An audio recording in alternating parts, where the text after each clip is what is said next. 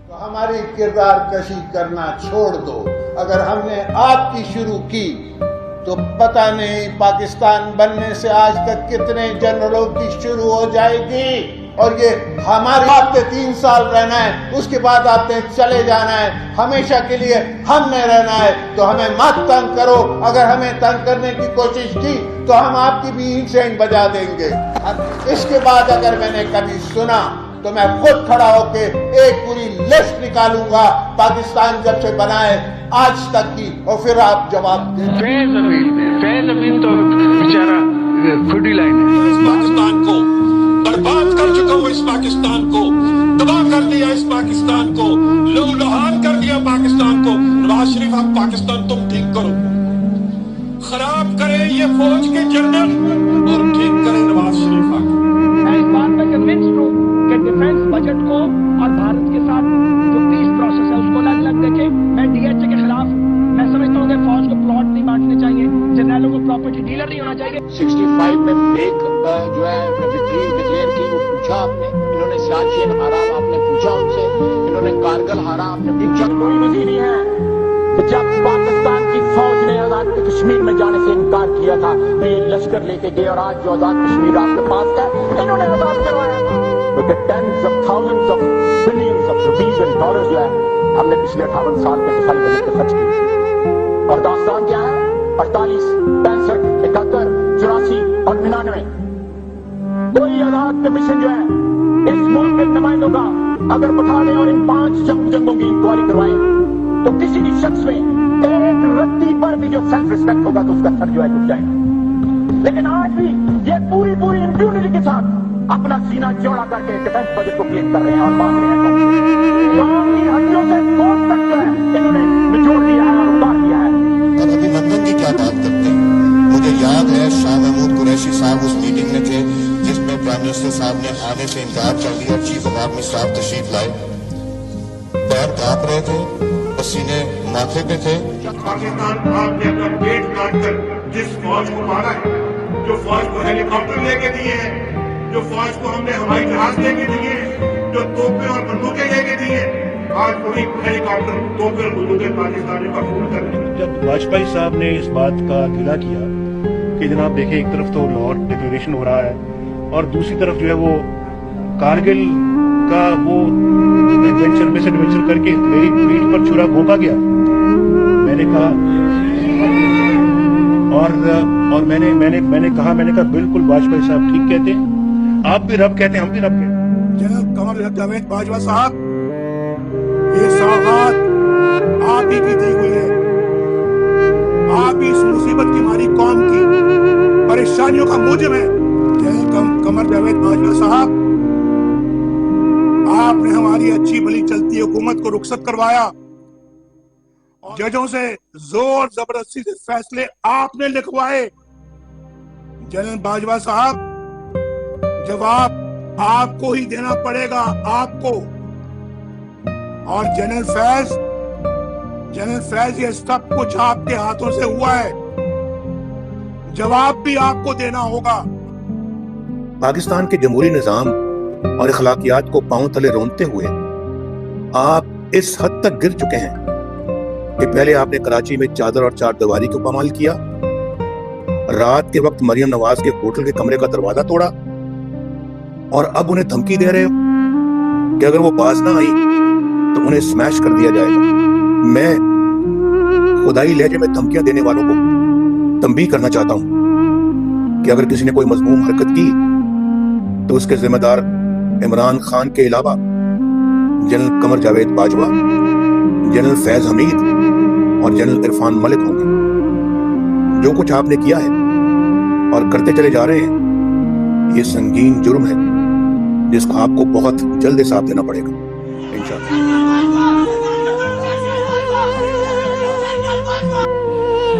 5 का तोला नजर आ रहा है,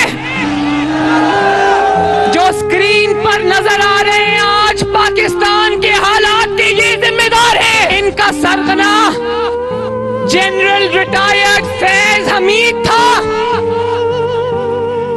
जिसने अपने आप को खुद ही पाकिस्तान का chief of army staff appoint कर लिया था। پہلا تو یہ جو مقدمہ ہے یہ جنرل فیض صاحب کا بنایا ہوا ہے, انہی کا چلایا ہوا ہے. یہ سزا بھی انہی کے ایما پر انہی کی کوششوں سے دی گئی ہے, اس لیے میرا یہ مقدمہ بالکل سٹینڈ نہیں کرتا. اور کوئی مجھے طلب بھی نہیں کر سکتے, خدا کا فضل ہے انشاءاللہ. ہزار کرے بھاڑ میں جائے ان کے سر سے, مجھے کوئی پرواہ نہیں ہے ان کی. میں وہ آدمی نہیں ہوں جو اس قسم کے ریفرنسوں کے سامنے جھکوں گا. میں ان کے ریفرنسوں کی دھجیاں بکھیرتا ہوں.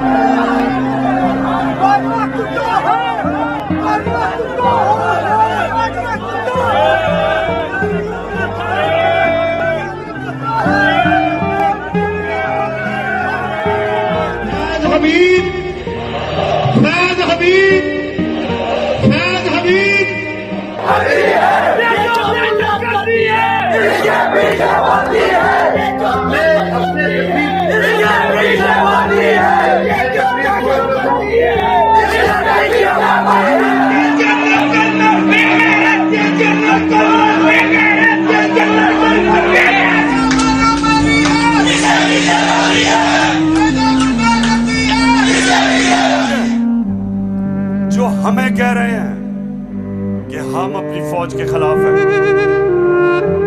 فوج بھی میری, ملک بھی میرا. یہ بڑا امپورٹنٹ ہے, میں اپنی ساری قوم کے سامنے کہنا چاہتا ہوں. دیکھیے, ایک تو جو فوج کا ادارہ ہے کبھی اس کے خلاف بات نہ کرے, کیونکہ فوج ایک ایسی چیز ہے جو اگر ہماری فوج نہ ہوتی تو یہ ملک میں نہیں رہنا تھا. عمران خان سے زیادہ اس ملک کو ضرورت پاکستانی فوج کی ہے, اور ہمیں ہمیشہ اس ادارے کو اس کی مضبوطی کے لیے ہمیں بات کرنی چاہیے.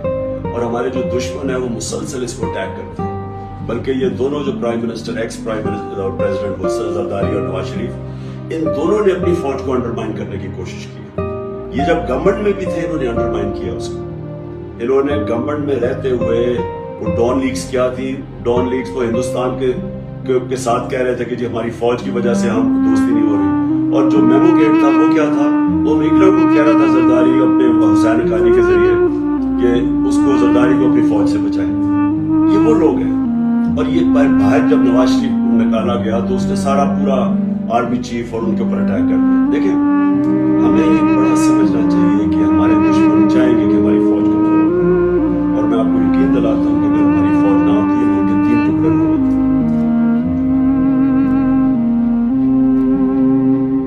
بسم اللہ الرحمن الرحیم. ایاک نعبد و ایاک نستعین. ہم سب آپ کے لیے دعا کرتے ہیں کہ اللہ آپ کو ہمت دے, طاقت دے, صبر دے اس مشکل وقت سے گزرنے کا, اور ساری قوم آپ کے ساتھ ہے. اس کے ساتھ میں اپنی گورنمنٹ کو جو پیغام دینا چاہتا ہوں وہ بڑا آسان ہے, سمپل ہے. پیغام یہ ہے کہ جب ساری آپ کی resources, intelligence agencies, security forces, ان کا صرف ایک ہی مقصد ہو کہ ملک کی سب سے بڑی جماعت اس کو کسی نہ کسی طرح ختم کیا جائے, ہر قسم کے ان کے اوپر کیسز کیے جائیں, ان کو جیلوں میں ڈالا جائے, ان کے گھروں کے اوپر حملے کیے جائیں, ان کے لیے ان کے رشتہ داروں کا پتہ چلواؤ, ان کی بزنسز بند کرو, اور کسی نہ کسی طرح ان کو ختم کرو.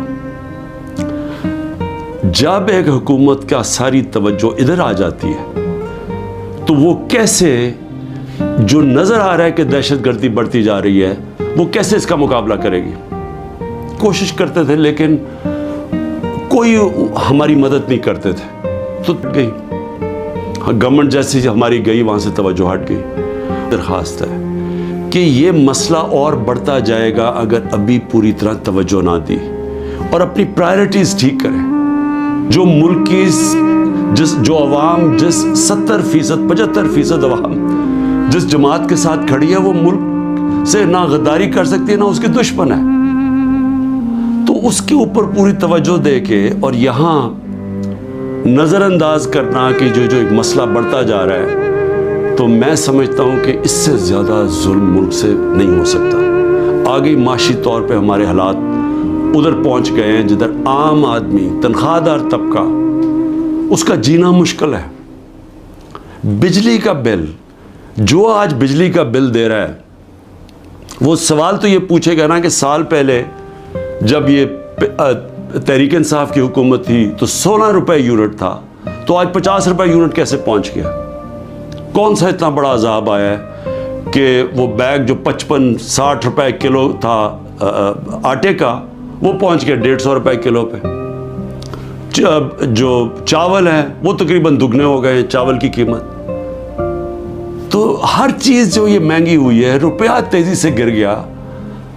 تو پوچھیں گے تو صحیح کہ لوگ کہ ایک تو حکومت بدل کے یہ عذاب آ گیا, اور اس کے بعد جو دہشت گردی ختم ہو گئی تھی, بالکل نیچے چلی گئی تھی, وہ پھر سے بڑھنی شروع ہو گئی.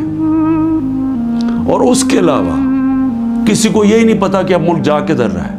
نہ کوئی قانون ہے, نہ ملک کی کوئی آئین کی کسی کو پرواہ ہے.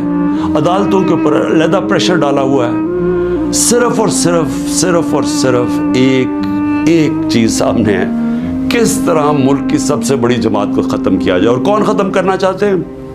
30 سال سے یہ حکومت کر رہے ہیں ملک کے اوپر, 30 سال سے ملک پہ حکومت کر رہے ہیں. ایک دوسرے کو جو کہتے تھے کرپٹ ہیں, چور ہیں, منی لانڈرز ہیں, دونوں کو کہتے تھے ایک دوسرے کو. ایک دوسرے کے خلاف کیسز بنائے, کیسز ثابت بھی ہوئے, ملک سے باہر بھی بھاگ جاتے تھے. اور وہ آج اکٹھے مل کے کوششیں کر رہے ہیں کہ اسٹیبلشمنٹ کے کندھے پہ چڑھ کے کیسے ملک کی سب سے بڑی جماعت کو ختم کریں. اور اس کے اندر ہمارا ملک تیزی سے نیچے جا رہا ہے, مایوسی بڑھتی جا رہی ہے. جب 12 لاکھ پاکستان کے پروفیشنلز ملک چھوڑ کے چلے جائیں, یہ پیسے سے زیادہ, یہ جو ہمارا ڈالر باہر نکلا ہے, کیونکہ یہ اپنے ڈالرز بھی لے کے گئے ہوں گے نا, تو جو ڈالرز باہر جا رہے ہیں وہ علیحدہ چیز ہے. لیکن جو برین ڈرین ہوئی ہے, جو آپ کے وہ لوگ جو کہ سب سے زیادہ معاشرے کی اٹھانے میں ان کا ہاتھ ہوتا ہے, پروفیشنلز کا, وہ جب ملک چھوڑ کے جا رہے ہیں, بزنس مین وہ ملک چھوڑ کے جا رہے ہیں, جو آپ کے ڈاکٹرز ہیں ہاسپٹلز میں, جو اسپیشلٹیز کے اندر جو ڈاکٹرز ہیں, جو اسپیشلسٹ ہیں, جب وہ ملک چھوڑ کے جا رہے ہیں, تو مجھے بتائیں ملک کا کیا مستقبل ہے؟ اور وہ اسی لیے ہے کہ کسی کو سمجھ ہی نہیں آ رہی ملک جا کدھر رہا ہے, کہ ایک پارٹی کو ختم کرتے کرتے سارے ملک کے ادارے تباہ کر دیے. کسی ادارے کے اوپر لوگوں کو اس وقت اعتماد نہیں ہے. FIA کو تو لگایا ہوا ہے کہ جی کسی نہ کسی طرح پکڑو عمران خان کو اور یہ PTI کی لیڈرشپ کو, کسی طرح سائفر میں پکڑ لو. یہ نہیں پتا کہ سائفر جتنی سائفر میں بات ہوتی ہے تو ساری انگلیاں ان کے اوپر آتی ہیں. یہ جو آج اقتدار میں بیٹھے ہوئے ہیں, یہ ساری انگلی ان کے اوپر اٹھتی ہے. اور اب تو نون لیگ کے ڈیفنس منسٹر نے بھی کہہ دیا ہے کہ جنرل باجوہ نے تو ہمیں پہلے سے بتا دیا تھا کہ میں یہ گورنمنٹ گرانے لگا ہوں. اس نے تو یہ کہا ہے کہ اگر کرونا نہ آتا تو یہ تو 1 سال کے اندر گورنمنٹ گر گئی تھی ہماری, اور پنجاب تو وہ پہلے گرانا چاہتے تھے. اس کے بعد کہتے تھے تم سینٹر بھی لے لو. یہ نہیں کہ اس نے ڈیفنس منسٹر نے یہ جو بات کی ہے, ہمیں تو یہ پتہ ہی تھا کہ یہ ہو کیا رہا ہے, سازش ہوئی ہے. میں تو کہتا جا رہا تھا, اور سازش ڈیلے ہو گئی 2 سال. اگر کرونا کے نہ آتے تو اس کے وہ بھی کہتا ہے کہ گورنمنٹ پہلے چلی جانی تھی. تو ہمیں تو یہ پتہ تھا کہ سازش ہوئی ہے. لیکن یہ بھی ایک اور سوال اب اٹھتا ہے کہ کیسے کوئی آدمی جو گریڈ 22 کا ایک آفیسر ہے, کیسے وہ کس فورم پہ فیصلہ کرتا ہے کہ کون سی حکومت رہنی چاہیے, کون سی جانی چاہیے. کیا بند کمرے میں اتنا بڑا فیصلہ ہونا چاہیے جس کی اتنی بڑی قیمت قوم ادا کر رہی ہے؟ آج جدھر ہم پہنچ گئے ہیں, آج پاکستان کے حالات ہیں, اندر سے لوگ باہر جا رہے ہیں اور باہر سے لوگ پاکستان کو اب کس طرح دیکھ رہے ہیں. تو جب اس طرح کے حالات ہوں, کیا ملک کو صرف یہی کام کرنا چاہیے کہ کسی نہ کسی طرح جو عوام کی آواز بند کی جائے؟ پہلے الیکشن اناؤنس ہوئے 14 مئی کو, پنجاب کے الیکشنز کانسٹیٹیوشن کے مطابق. سپریم کورٹ آرڈر کرتا ہے, گورنمنٹ مانتی نہیں ہے. اسی وقت مجھے ویسے افسوس سے کہنا پڑتا ہے کہ سپریم کورٹ کو اس وقت اپنی ریٹ قائم کرنی چاہیے تھی. ہمیں افسوس ہے کہ وہ انہوں نے اس حکومت کو آئین کو توڑنے کی اجازت دے دی. جب آپ نے ان کو کوئی ایکشن ہی نہیں لیا تو اس کا مطلب گورنمنٹ اور تو چوڑی ہو گئی. اب تو کھل کے کہہ رہی ہے کہ اگر سپریم کورٹ فیصلہ بھی کرتا ہے ملٹری کورٹس پہ ہم مانیں گے نہیں, کیونکہ اب تو ان کے لیے تو پاکستان اب جو طاقتور بیٹھا ہوا ہے وہ فیصلہ کرے گا آئین کا کون سی شک ماننی ہے کون سی نہیں ماننی. تو میں صرف اس کا یہ آگے بڑھنے سے پہلے یہ جو جنرل باجوہ کی باتیں اب سامنے آ رہی ہیں, کئی ایسی باتیں ہیں جو میں اس لیے نہیں کرتا, میں اپنے اداروں کو نقصان نہیں پہنچانا چاہتا, لیکن جو یہ جس طرح انہوں نے ایک سازش کر کے گورنمنٹ گرائی اور کیسے وہ ملے ہوئے تھے دوسروں کے ساتھ, یہ جو پی ڈی ایم کے لوگوں کے ساتھ کیسے ان کے رابطے تھے, اور کیسے انہوں نے جو سب سے بڑا ظلم کیا کہ احتساب کا عمل ختم کیا. احتساب یاد رکھیں کہ جو کرپشن کیسز تھے, میں بار بار کہتا ہوں 95% ہمارے پہلے کے کرپشن کیسز آ رہے تھے, ہمیں وراثت میں ملے تھے, ہم نے نہیں بنائے تھے. میرے اوپر تو آج 200 کیسز تقریباً ہو چکے ہیں چند مہینے کے اندر.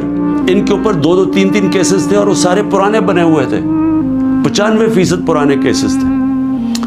ہمیں تو وہ جو احتساب کا عمل تھا وہ بھی جنرل باجوہ نے اس لیے نہیں چلنے دیا کیونکہ ان کی پہلے سے ان سے ڈیل چل رہی تھی, بات چیت چل رہی تھی.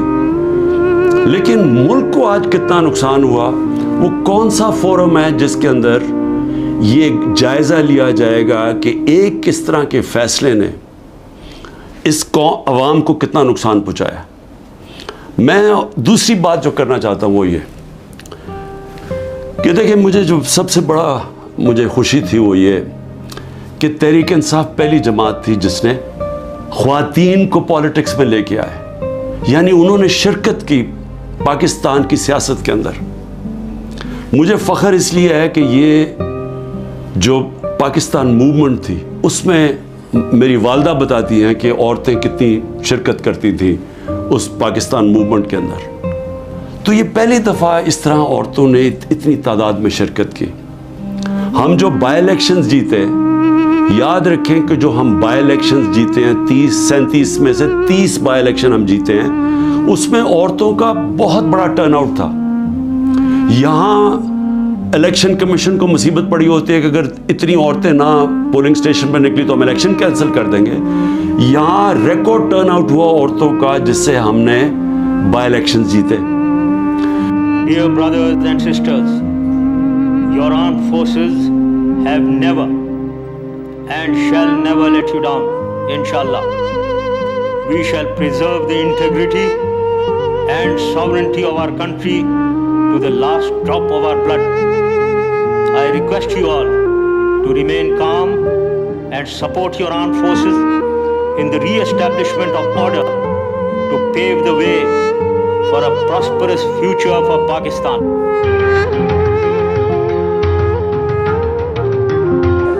آپ شہید ضیاء الحق کو خراج عقیدت پیش کرنے کے لیے آئے. کوئی سندھ سے آیا ہے, کوئی فرنٹیئر سے آیا ہے, کوئی پنجاب سے آیا ہے اور کوئی بلوچستان سے آیا, اور خود آئے ہیں. آپ کو سرکاری ٹرانسپورٹ نہیں لینے کی, سرکاری بسوں میں آئے ہیں یا خود آئے ہیں؟ آپ خود آئے ہیں جنرل ضیاء الحق شہید کو خراج عقیدت پیش کرنے کے لیے, جس کا مزار وہ سامنے, اور اس مزار پہ کوئی سرکاری فنڈ استعمال نہیں ہوا. یہ شاید 1-1.5 لاکھ روپے سے بنا ہوگا, اور میں کہتا ہوں اچھی بات ہے.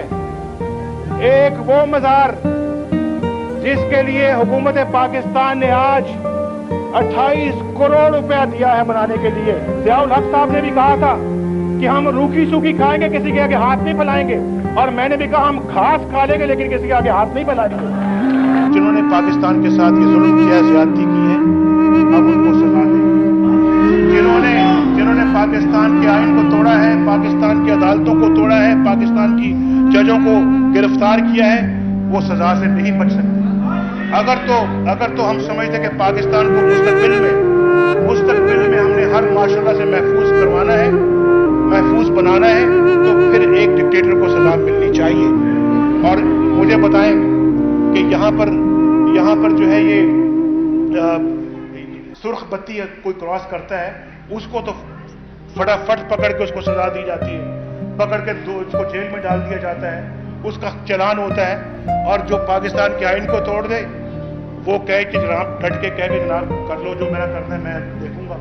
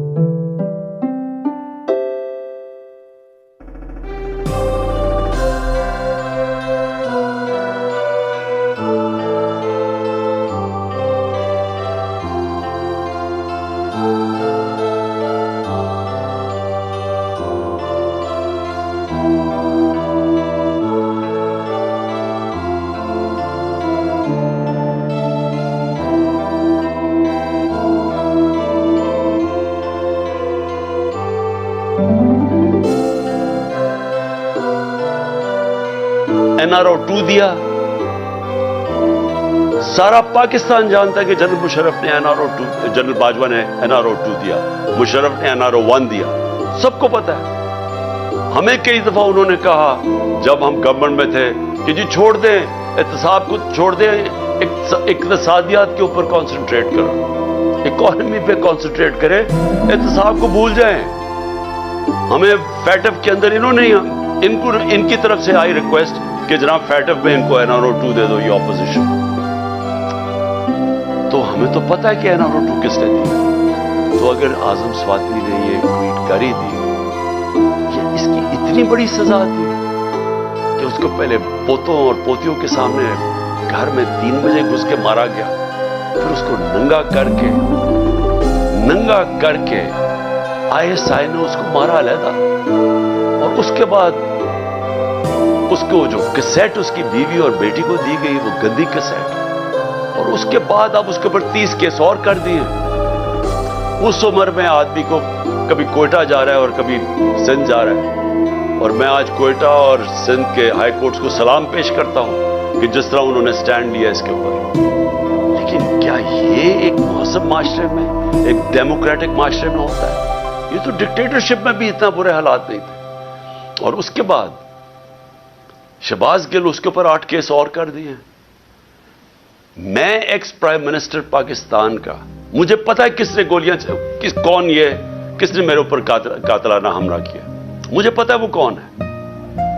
मैं अपनी FIR नहीं कटवा सका, तो और कौन कटवाएगा पाकिस्तान में? और कौन आज मुझे बताए कमजोर आदमी, अगर एक्स प्राइम मिनिस्टर, सबसे बड़ी पार्टी का हेड, अगर वो नहीं कर सकता तो बाकी कौन कर सकता है?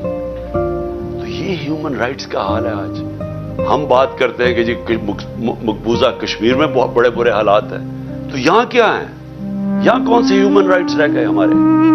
और मुझे बड़े अफसोस से कहना पड़ता है, मैं पूरी रिस्पेक्ट से मैं अपनी आला अदलिया से पूछना चाहता हूं कि देखें, अगर आप हमारे फंडामेंटल राइट्स की, अगर आप उनकी हिफाजत नहीं करेंगे तो और कौन करेगा? क्या कोई बाहर से आके हमें करेगा? हम बार बार ये कह बैठे हैं, अरशद शरीफ की वालदा की फरियादें सुने, हमें पता है उस बेचारे से क्या हुआ है।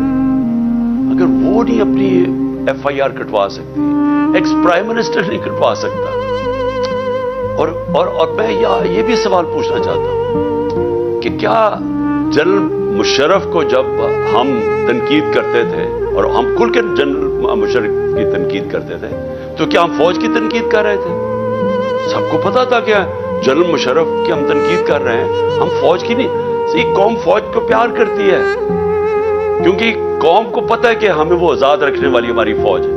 तो आज अगर मैं जनरल बाजवा की जो भी तनकीद करता है, जनरल बाजवा ने वो पाकिस्तान से किया जो दुश्मन ना कर सके। 7 महीने के अंदर वो इकोनॉमी जो अपनी 17 साल के बाद बेहतरीन परफॉर्मेंस दे रही थी, उसको आज उसने जमीन पे डाल दिया है। आज पाकिस्तान के लोगों को ये नहीं समझ आ रही कि अब पाकिस्तान जाएगा किधर। लोगों हमें तो यही नहीं समझ आ रही कि अब इसमें से निकालेगा कैसे कोई। हमें तो यही नहीं समझ आ रही कि ये जो चोर ऊपर हमारे ऊपर मुसल्लत कर दिए गए हैं, स्वाय अपनी चोरी बचाने के लिए पता तो बताएं कि इन्होंने इस इकोनॉमी को ठीक कैसे करना है। और अब ये 30 साल दोनों इक़्तिदार में रह चुके हैं, कब इन्होंने इकोनॉमी को ठीक किया था? ये तो जब से आए हैं पैसा बनाने के चक्कर में है और उनके पैसे माफ हो रहे हैं और मुल्क भी नीचे चला गया है। कौन जिम्मेदार है इसका? तो ये हमारा राइट है, ये मेरा जमहूरी राइट है ये कहने का। और मैं आपको फिर से ये कह दूं कि मैं ये बातें इस वजह से, ये कातिलाना हमला मेरे ऊपर हुआ था मेरा मुंह बंद करने के लिए। ये मुंह नहीं बंद होने लगा। ये जब तक मैं जिंदा हूं, मैं इस मुल्क के लिए खड़ा हूंगा, इस मुल्क की आवाज बुलंद करूंगा। मैं किसी सूरत से अपनी आवाज बंद नहीं करने लगा। और मैं ये चाहता हूं कि अगर कोई इदारे के अंदर काली भेड़े हैं तो इदारा अपना वकार ऊंचा करता है जब उनके अगेंस्ट एक्शन लेता है। ये नहीं कि जो सारे जो बात करता है उनके ऊपर कार्रवाई शुरू कर दे, जो कि आजम स्वादी से खास तौर पे हुआ है। और मैं आखिर में इलेक्शन कमीशन के ऊपर बात करना चाहता हूं। मैं फिर से कहता हूं कि मैंने पाकिस्तान में जब से भी मैं 26 साल से इलेक्शन लड़ रहा हूं, मैंने अपनी जिंदगी के अंदर कभी इस तरह का इलेक्शन कमिश्नर नहीं देखा। जो एक तो ये जो सिकंदर सुल्तान है और दूसरा जो कि सिंध का इलेक्शन कमीशन है।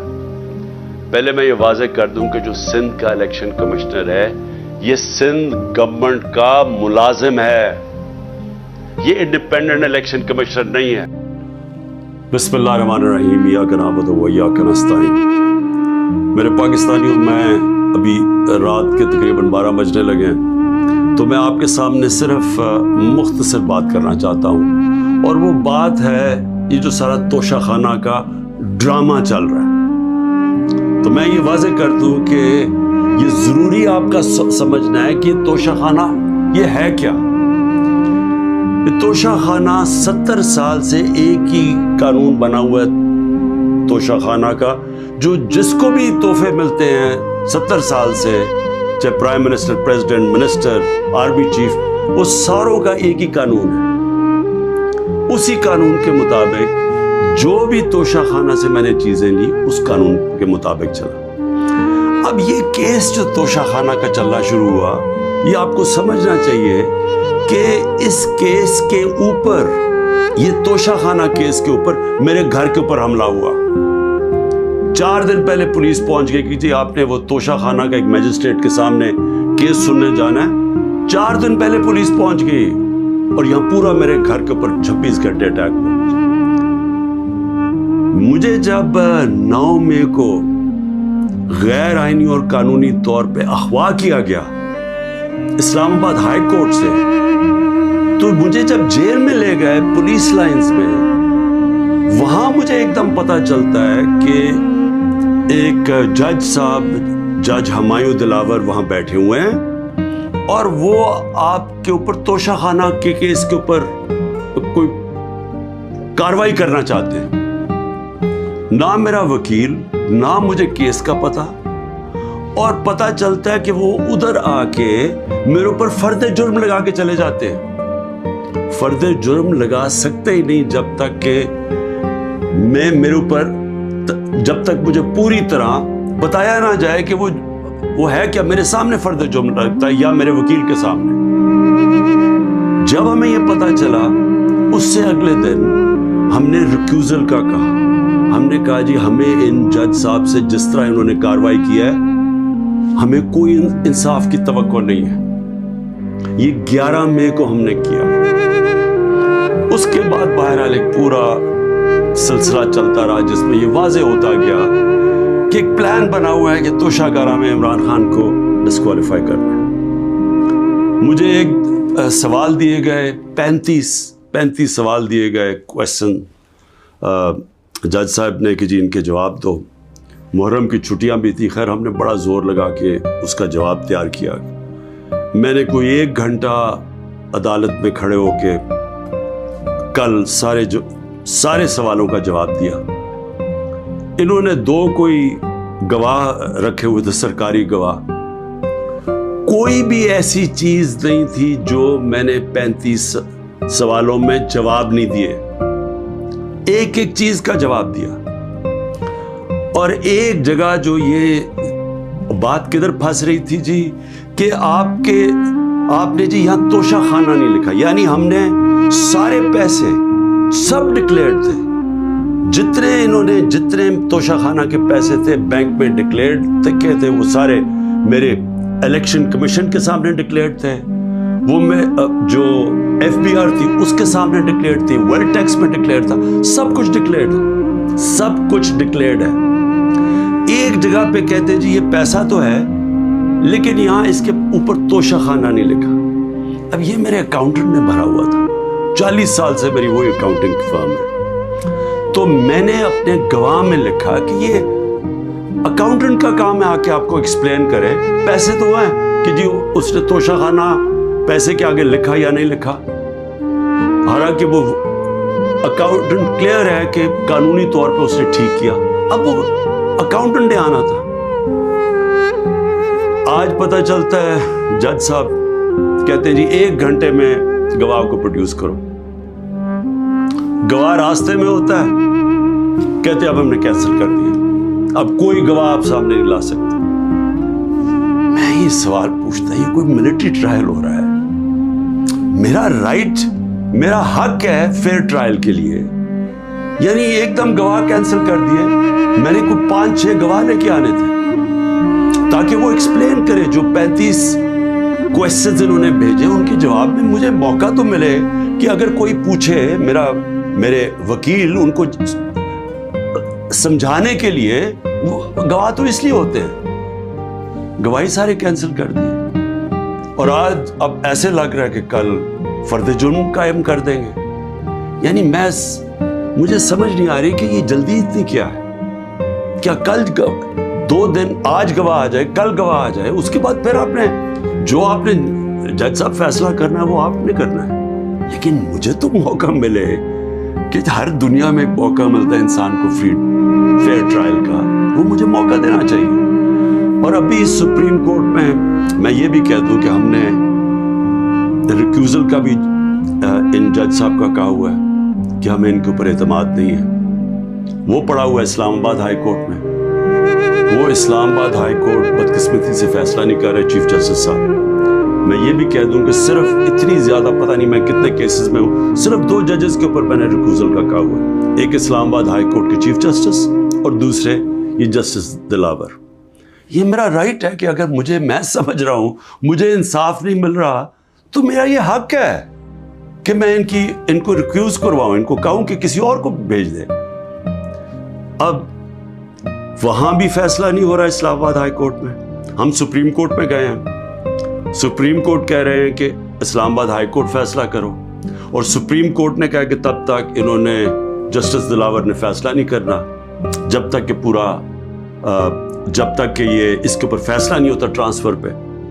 لیکن مجھے لگ رہا ہے کہ کل انہوں نے فیصلہ کر دینا ہے. اس لیے میں رات کو لیٹ آپ کے سامنے آ رہا ہوں. میں آخر میں ایک اور بات کہتا چلوں کہ فیس بک پہ 2014 میں جسٹس دلاور نے اپنی فیس بک پہ میرے اوپر ایسے ریمارکس دیے ہوئے ہیں جس سے لگتا ہے کہ وہ مجھے انصاف نہیں دے سکتے.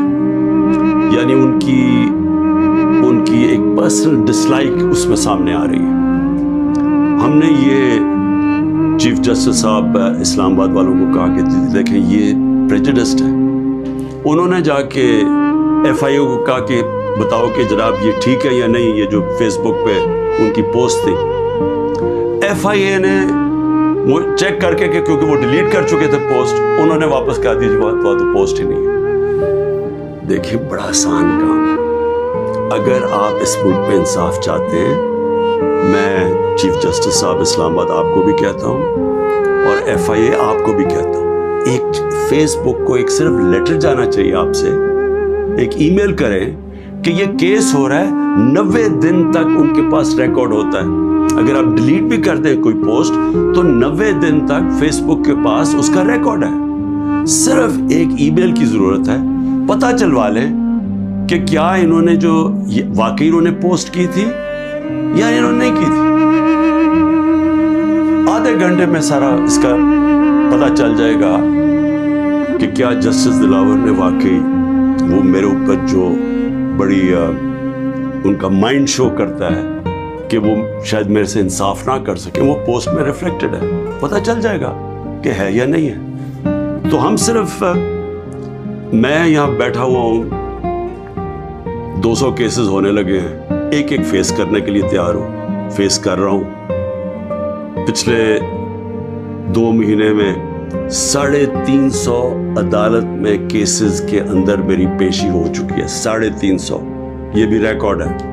میں آگے بھی تیار بیٹھا ہوں, لیکن صرف یہ چاہتا ہوں کہ انصاف ملے, اور انصاف ملنا کوئی مشکل کام نہیں ہے. اگر صرف مجھے یہ موقع دیا جائے کہ اگر میں یہ سمجھتا ہوں کہ کوئی جج میرے سے انصاف نہیں کر رہا, تو یہ میرا حق ہے کہنا کہ جی ٹرانسفر کر دیں کیس کسی اور جج کو. تو میں ابھی بھی امید رکھتا ہوں کہ کل فیصلہ کرنے سے پہلے اسلام آباد ہائی کورٹ اور سپریم کورٹ میری بات سنیں گے تاکہ مجھے فیئر ٹرائل مل سکے.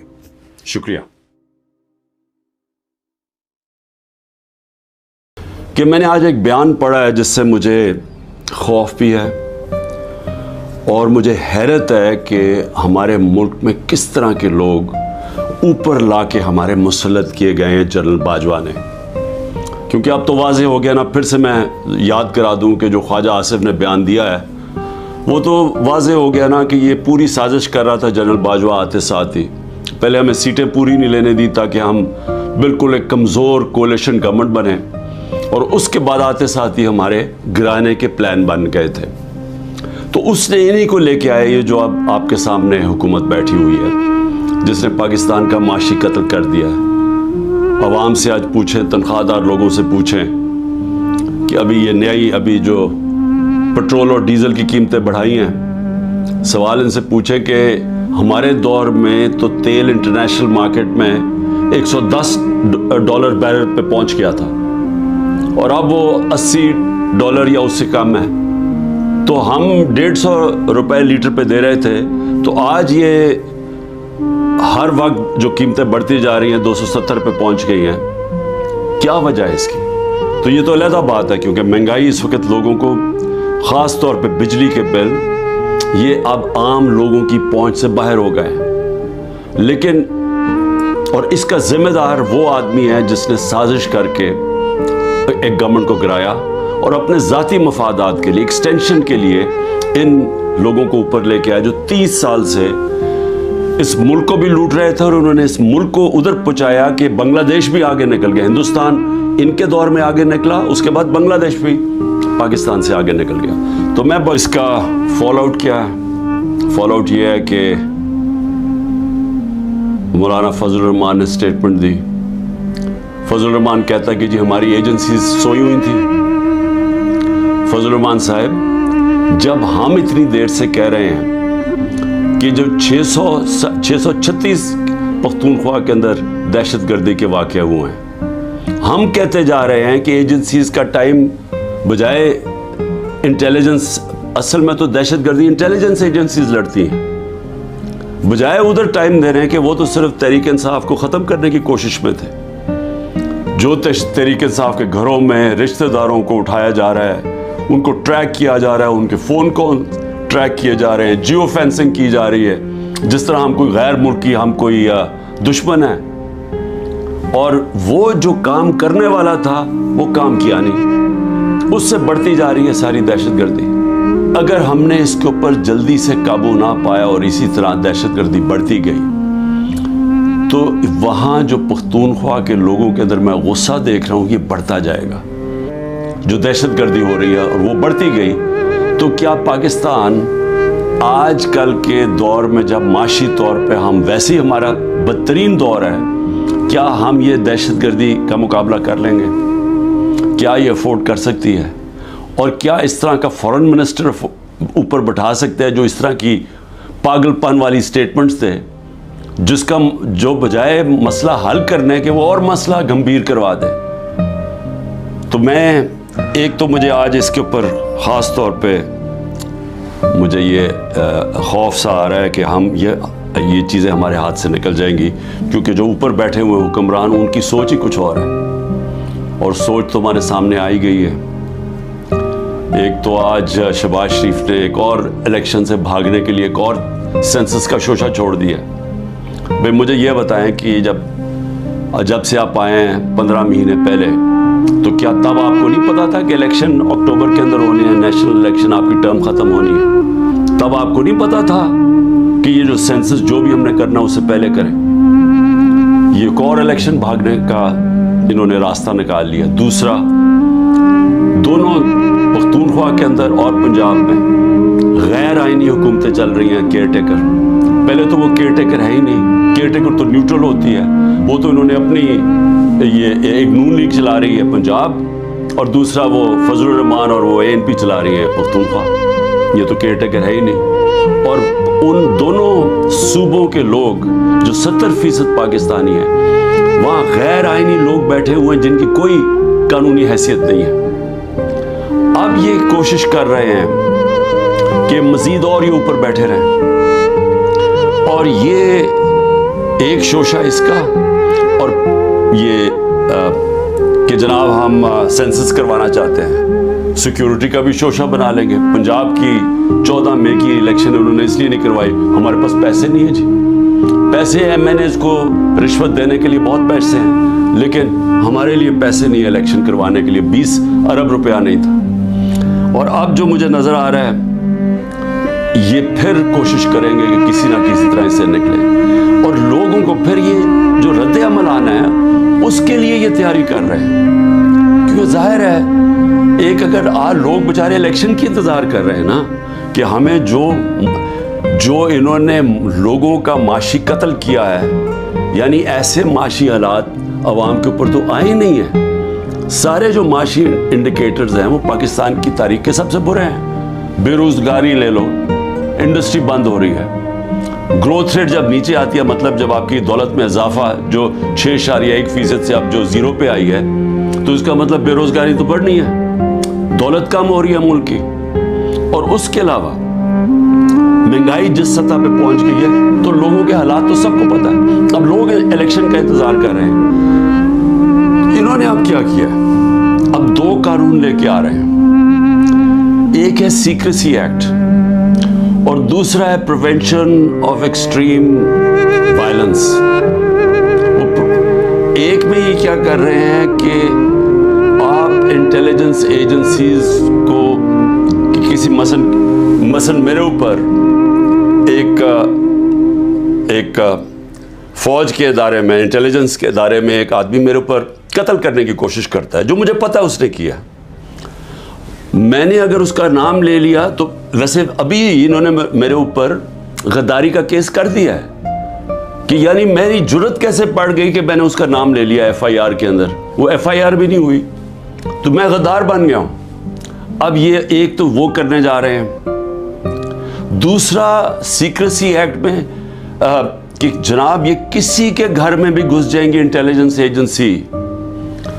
ہمارے گھروں میں تو گھس ہی رہے ہیں. میرے گھر کے اوپر حملہ ہوا, دروازہ توڑ کے 40 لوگ اندر آ گئے, گھر میں جو چیزیں پڑی لوٹی, لوگوں کو مارا دھاڑا, اٹھا کے لے گئے خنسامے کو, وہ جو مالی تھا 2-3 ورکر سب کو اٹھا کے لے گئے. تو وہ تو ہو ہی رہا ہے ہمارے گھروں پہ. اب یہ فیصلہ کیا کسی کے گھر میں بھی یہ جا سکتے ہیں. تو یہ تو سیدھی کہنے کہ جی آپ ہمارے غلام ہیں, ہم آئے اوپر آپ کے اوپر بیٹھنے آئے, آپ ہمارے غلام ہیں. ہم ایک آزاد ملک، آزادی تو ویسے ہی ختم کرتے جا رہے ہیں، تو اب تو یہ انگریزوں سے بھی زیادہ بدترین غلامی ہے، کیونکہ انگریزوں کے زمانے میں پھر بھی آپ 24 گھنٹے میں کسی کو عدالت میں پیش کرتے تھے جب اگر آپ نے کسی کو اٹھایا ہے۔ یہاں تو لوگ غائب ہو جاتے ہیں، عمران ریاض ابھی تک غائب ہے، اس کو کوئی 80 دن ہو گئے ہیں، کسی کو پکڑ سکتے ہیں۔ ہمارے کئی لوگوں کو اٹھایا ہوا ہے، کوئی وارنٹ نہیں ہوتی، کئی لوگوں کو اندر بند کیا ہوا ہے، ان کے ابھی تک FIR نہیں کی ان کے اوپر، تو یہاں تو کوئی قانون ہی نہیں ہے۔ تو یہ اب ایک غلامی کی طرف ہمیں لے کے جا رہے ہیں، مکمل طور پہ کہ ہم اب ان کے غلام بن جائیں، جو منہ کھولے۔ اصل میں یہ ایک آزادی کے خلاف اب یہ قانون بنا رہے ہیں کہ آپ ایک قانونی طور پہ ہمیں غلام بنا دیں کہ ہماری کوئی آواز نہ ہو، ہم کہیں نہ جا سکیں۔ تو میں اس پہ آخر میں صرف اپنی قوم کو یہ آج کہنا چاہتا تھا، دیکھیں محرم کا مہینہ ہے، محرم میں ہمیں کیا سبق ملتا ہے؟ ہمیں محرم میں ایک ہی سبق ملتا ہے کہ رائے حق کے لیے، ظلم کے خلاف کھڑے ہونے کے لیے اگر ظالم کے سامنے کھڑے ہوتے ہوئے آپ کی جان بھی چلی جائے تو اس کی پرواہ نہیں ہونی چاہیے، آپ کو قربانی دینی چاہیے اپنی آزادی کے لیے، آزادی رائے کے لیے، آپ کو اپنے حقوق کے لیے، انصاف کے لیے، کیونکہ جب تک ایک قوم آزاد نہیں ہوتی دنیا کی تاریخ میں اس کا کوئی مقام نہیں ہوتا۔ وہ میں بار بار آپ کو مولانا رومی کا وہ جو ان کی ایک کہات ہے کہ جب اللہ نے آپ کو پر دیے تو کیوں چوٹیوں کی طرح زمین پہ رینگ رہے ہو؟ غلام زمین پہ رینگتے ہیں، ان کی کوئی حیثیت نہیں ہوتی۔ 25 کروڑ کی آبادی ہے، آج مجھے بتائیں ہماری کیا حیثیت رہ گئی ہے؟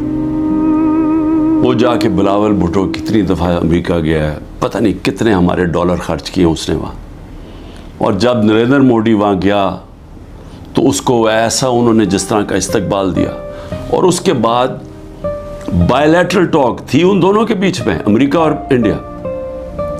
پاکستان کو انہوں نے دہشت گرد بنا دیا کہ جی دھمکی دی کہ دہشت گردی بند کرو، یہ حیثیت رہ گئی ہے۔ ہندوستان جاتا ہے بلاول بھٹو، جو ان کا فورن منسٹر اس کو ذلیل کرتا ہے۔ میں نے کبھی کسی کانفرنس میں ایک ہوسٹ ملک جو ہوسٹ کر رہا ہے، میں نے کبھی نہیں دیکھا اس طرح کی ذلت۔ تو کیا حیثیت رہ گئی ہے کہ یہ ہماری حیثیت ہے، کیونکہ غلاموں کی کیا حیثیت ہے؟